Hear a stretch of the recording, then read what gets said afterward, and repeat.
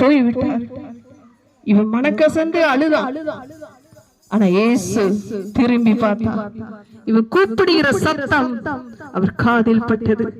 அவர் திரும்பி பார்த்து, மகனே உனக்கு என்ன வேணும் அப்படின்னு சொல்லி கேட்டார். யாருமே அவனை திரும்பி பார்க்கல. ஆனா அந்த இயேசு கிறிஸ்து திரும்பி பார்த்தார். திரும்பி பார்த்து, மகனே உனக்கு என்ன வேணும்னு கேட்டார். அவன் சொன்னான், நான் பார்வை அடையணும் அப்படின்னு சொல்லி கேட்டான். அவன் சொல்லி கேட்கும் போது அழுகையோடு கேட்டான்.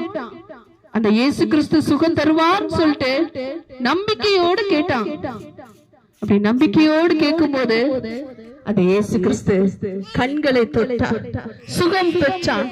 எல்லாரையும் பார்த்தான். அவன் குதித்தெழுந்தான், சந்தோஷமாய் போனான். எனக்கு கண்ணு தெரிந்து விட்டதே அப்படின்னு சொல்லி அந்த இயேசு கிறிஸ்து அவனுக்கு சுகம் கொடுத்தார். அதே போல இன்றும் நம்ம சொந்தக்காரங்க எல்லாருமாலும் கைவிடப்பட்டவர்களா இருக்கலாம். நம்ம எவ்வளவு வேதனையோடு இருக்கலாம். யாருமே திரும்பி பார்க்கல, யாருமே நமக்கு உதவி செய்யல. ஆனா அந்த இயேசு கிறிஸ்து உதவி செய்கிற தேவனா இருக்கிறார். அந்த இயேசு கிறிஸ்து எனக்கு ஒரு அற்புதத்தை செஞ்சார். என்னன்னா, என்னுடைய கணவர் 2023 ரொம்ப சுகவீனப்பட்டு அவருக்கு ஒரு சைடு மவுத் டீவியேஷன் ஏற்பட்டு